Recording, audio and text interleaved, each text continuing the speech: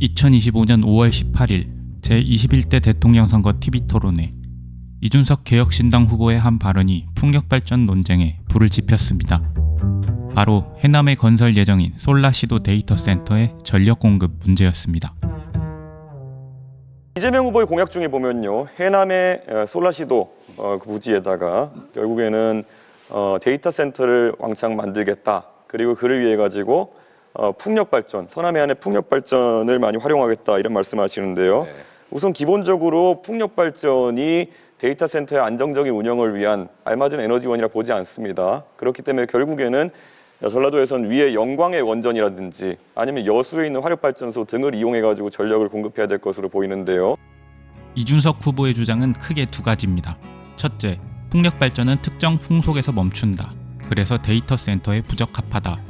둘째, 원전이나 화력발전으로 공급받게 될 것이다. 과연 이 주장은 타당할까요? 사라지구의 검증 결과를 바탕으로 자세히 살펴보겠습니다. 먼저 초속 25m 바람이 불면 풍력발전기가 멈춘다와 풍력발전이 데이터 센터의 안정적인 운영을 위한 알맞은 에너지원이라 보지 않는다는 주장에 대해서 살펴보겠습니다. 이 말은 사실입니다. 대부분의 풍력발전기는 너무 강한 바람이 불면 터빈 과열이나 손상을 막기 위해 스스로 가동을 멈춥니다. 24시간 365일 안정적인 전력 공급이 중요한 데이터 센터 입장에서 이런 간헐성은 약점으로 작용할 수 있습니다. 실제 기상청 데이터를 분석한 결과 해상풍력발전소 건설 예정지 인근인 칠발도, 거문도, 홍도 등에서 실제로 풍력발전을 중단시킬 만한 돌풍이 관측된 사례가 있었습니다. 예를 들어 2020년 8월 26일 칠발도에서는 밤 시간대, 홍도에서는 오후부터 밤까지 최대 풍속이 초속 28.7m, 심지어 초속 34.6m의 돌풍이 불기도 했습니다. 물론 이는 해수면 기준이며 터빈이 설치될 상공 80m에서는 바람이 더 강할 가능성이 높습니다.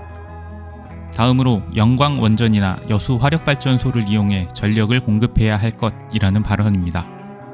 이 주장도 전력 계통의 특성을 고려하면 대체로 사실입니다.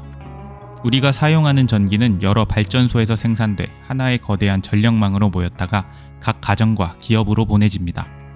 솔라시도 데이터 센터 역시 자체 발전이 아닌 이 전력망을 통해 전기를 공급받을 전망입니다.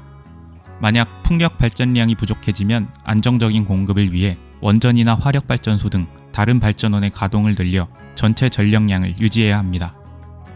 구글이나 AWS 같은 글로벌 기업들은 데이터 센터 운영에 재생에너지를 활용하는 경우가 있습니다.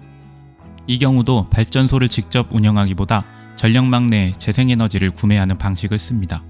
실제 공급은 전력망에서 받더라도 서류상 아리백을 완성하는 겁니다. 국내에서 재생에너지 비율이 높은 제주도의 경우에도 날씨에 따른 발전량 변동에 대비해 화력발전소가 여전히 중요한 역할을 합니다. 물론 이재명 대선 후보가 반박했듯 에너지 저장 장치를 통해 재생에너지의 간헐성을 일부 보완할 수는 있습니다. 하지만 에너지 저장 장치는 용량을 늘리는 데 비용이 크기 때문에 확장이 한정적입니다. 다만 이재명 후보는 원전도 계속 활용할 것이라는 입장이고 솔라시도 데이터 센터도 자가 발전이 아닌 전력 계통에서 전기를 받기 때문에 재생에너지를 늘렸을 때 데이터 센터 운영이 불가능하다고 단정할 수는 없습니다. 더구나 재생에너지 100%로 제품을 생산해야 한다는 아리백 요구가 있기 때문에 재생에너지를 늘려야 한다는 대전제를 부정할 수는 없습니다.